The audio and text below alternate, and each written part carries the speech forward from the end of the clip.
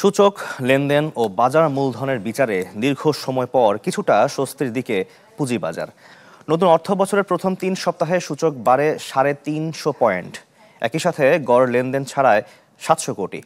বিশ্লেষকরা বলছেন, বাজেটে বেশ কিছু প্রণোদনা ও এর আগে প্রধান উপদেষ্টার নির্দেশনার ইতিবাচক প্রভাব পড়ছে বাজারে।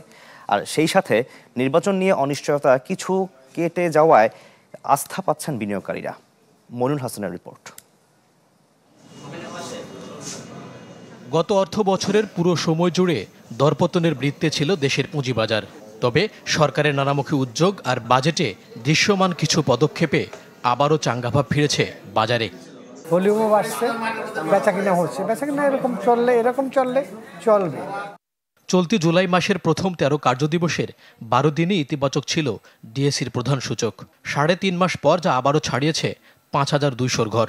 একই সাথে সোমবার ডিএসইতে লেনদেন হয় ৮৬০ কোটি টাকা, যা গত ৮.৫ মাসের মধ্যে সর্বোচ্চ।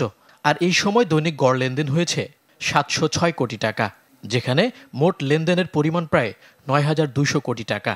বাজেটে এবং Bangladesh security and exchange commission কিছু পদক্ষেপ নিয়েছে, আস্থা ফিরে আসতেছে, যেটা হতাশার মধ্যে ছিল।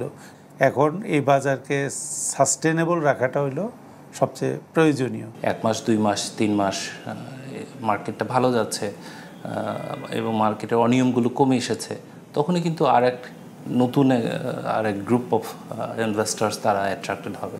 তথ্য বলছে, চলতি মাসের প্রথম ৩ সপ্তাহে ৩০,০০০ কোটি টাকা বেড়েছে বাজার মূলধন, অবস্থান করছে ৬,৯৭,০০০ কোটিতে। যদিও সবশেষ সোমবার লেনদেন হওয়া শেয়ারের মধ্যে কমেছিল অধিকাংশের। ব্যাংক, ওষুধ, খাদ্য ও টেক্সটাইল খাতের শেয়ারে ভর করে বেড়েছে সূচক। সংশ্লিষ্টরা বলছেন, জাতীয় নির্বাচনের আভাস, আর্থিক খাতের উন্নতি, নীতি সুধার কমানোর ইঙ্গিত সহ নানা বিষয়ের প্রভাব পড়েছে বাজারে।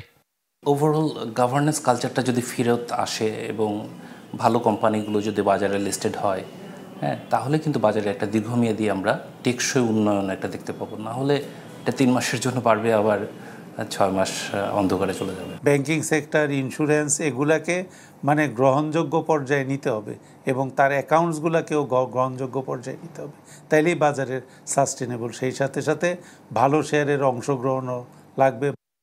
এই সময়ে ইতিবাচক ধারা ছিল চট্টগ্রাম স্টক এক্সচেঞ্জে। প্রধান সূচক সিএএসপিআই বেড়েছে ১,০৪৫ পয়েন্ট, অবস্থান করছে ১৪,৫৭৩ পয়েন্টে। আর ১৩ দিনে মোট লেনদেনের পরিমাণ ১৫৫ কোটি টাকা। মইনুল হাসান, চ্যানেল 24, ঢাকা।